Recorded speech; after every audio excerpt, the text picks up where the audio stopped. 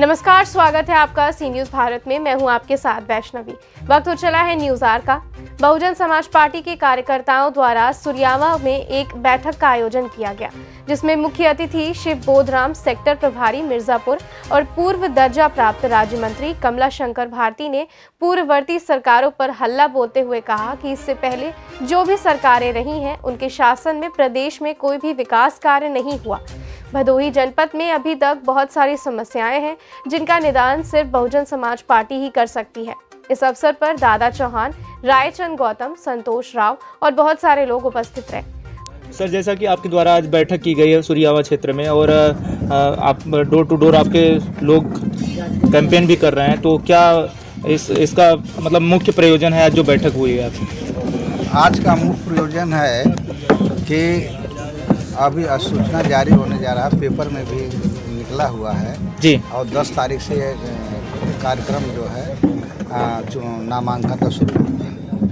जो लास्ट जो इधर का हिस्सा है और लास्ट अंतिम चरण वाला, उसकी तैयारी करना है। तो जिसमें हमारा 2 मंडल आता है, बनारस मंडल और मिर्जापुर मंडल, दोनों मंडल का लास्ट चरण में होने वाला है। तो उसकी तैयारी के लिए आए हैं जी। लोगों को कैसे मतलब आप मोटिवेट कर रहे हैं कार्यकर्ताओं के बीच में, जैसा कि डोर टू डोर कैंपेन किया जा रहा है, वोटिंग के लिए जा रहे हैं, किस प्रकार से मोटिवेट किया जा रहा है?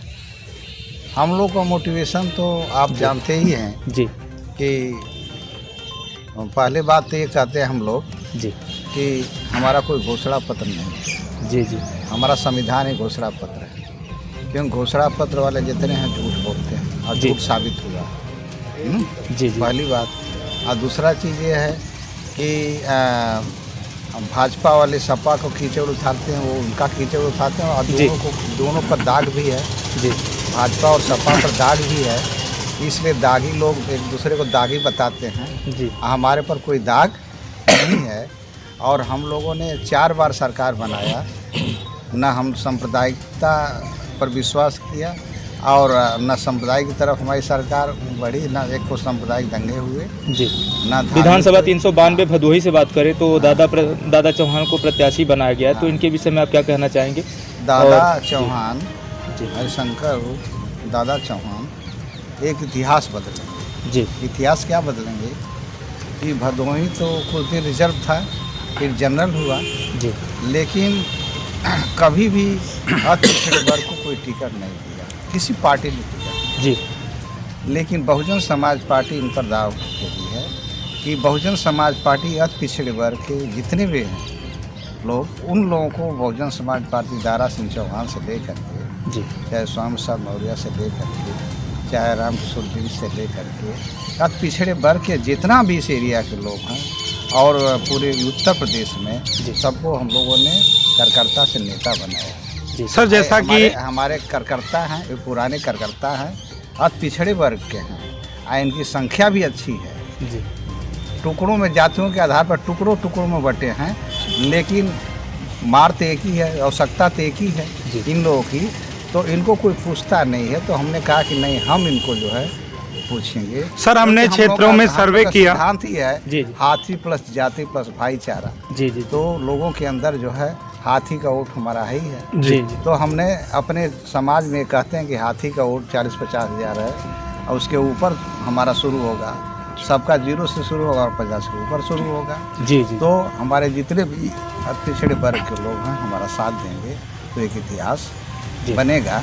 और दूसरी चीज़ है कि हम भाईचारा लोगों के अंदर, सर हमने क्षेत्रों में सर्वे किया, बहुजन समाज पार्टी आगे बढ़ेगी और निश्चित ही सरकार बनेगी। सर हमने क्षेत्रों में सर्वे किया, लोगों के विचार भी जाने।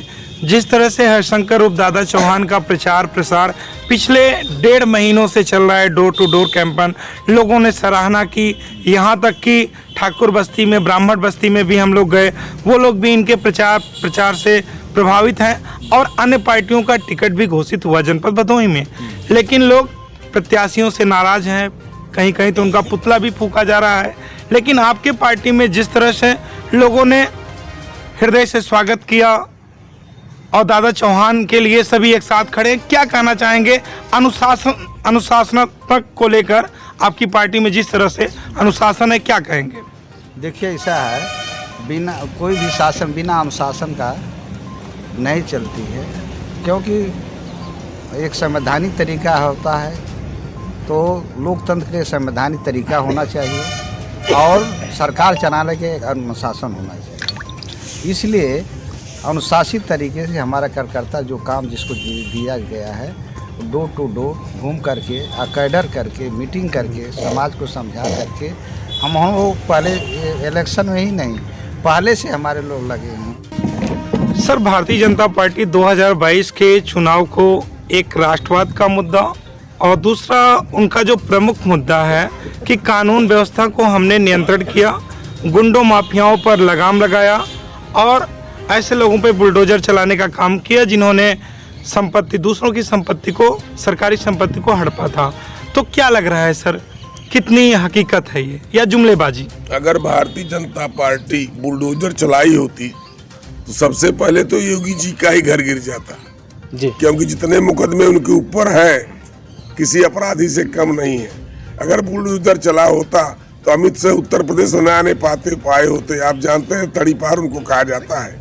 तो भाई जिनके ऊपर इतने हैं, दाग है कि हम गिना नहीं सकते हैं, ये क्या राष्ट्रवाद की बात करेंगे? बिरयानी खाने पाकिस्तान में जाएंगे और यहाँ को डरवाएंगे कि हिंदू मुसलमान हिंदू मुसलमान। 800 साल तक मुसलमानों ने यहाँ शासन किया, तब हिंदू खतरे में नहीं था। इस बार उत्तर प्रदेश में सरकार है भारतीय जनता पार्टी का, केंद्र में सरकार है, नीचे से ऊपर हिंदू मुख्यमंत्री है, हिंदू प्रधानमंत्री है, और हिंदू खतरे में है। इससे बड़ा झूठ पार्टी और कोई हो नहीं सकती है। भारतीय जनता पार्टी का एकमात्र काम है जाति से जाति को लड़ाना, धर्म से धर्म को भड़काना, लोगों को भावनाओं भड़का कर उनके साथ खेलना।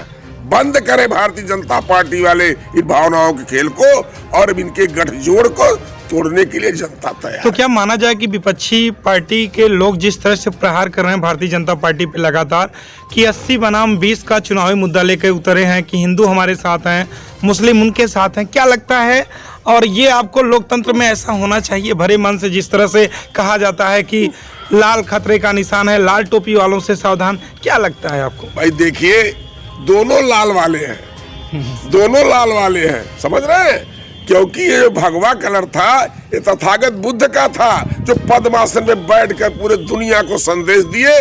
लेकिन इस भगवा को समय से लोगों को छला है। लेकिन जो योगी जी का भगवा है वो रावण वाला भगवा है, जो सीता के हरण के लिए संत बन के और उनका साथ उनका अपहरण किया। तो भाई हमको इस देश को बचाना है।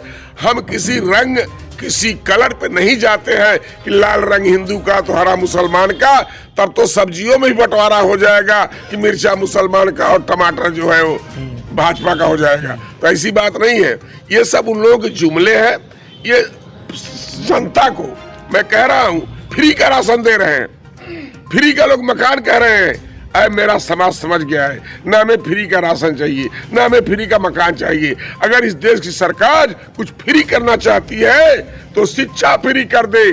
ऐसी शिक्षा फ्री कर दे कि जिस स्कूल में अमित शाह का बेटा पढ़े, जिस स्कूल में अडानी अंबानी का बेटा पढ़े, उस स्कूल में एक मूली बेचने वाले कोरी का भी बेटा पढ़े, दूध लगाने वाला यादव का भी बेटा पढ़े, जूता सीने वाला मोची का भी बेटा पढ़े, और बाल बनाने वाला मुस्लिम नाऊ हो और चाहे वो दर्जी हो उसका भी बेटा पढ़े। वन नेशन वन एजुकेशन, ये बाबा साहब ने लिखा है। इसलिए मेरी मांग है, अगर कुछ देना चाहते हो, अगर किसी को बर्बाद करना हो, गांव के अनपढ़ लोग कहते हैं देखा भैया आम खिया दे बगीचा मत दिखावे, इन्होंने वही फाने हैं कि मतलब बगीचा दिखाई दे बस आम के। अरे भाई आप हमको अन्न मत दीजिए। इस देश में हजारों एकड़ जमीन बंजर पड़ी हुई है, वो केवल किसानों में बांट दीजिए, गरीबों में बांट दीजिए। आप उनसे 5 किलो महीना ले जाइए यार, वो किसान दे देगा आपको 5 किलो महीना, वो खुद पैदा करके खाएगा भी, आपको दान भी देगा। भदोही से सी न्यूज संवाददाता नितेश उपाध्याय की रिपोर्ट। फिलहाल इस खबर में इतना ही। देश दुनिया की तमाम खबरों को देखने के लिए बने रहें सी न्यूज भारत के साथ।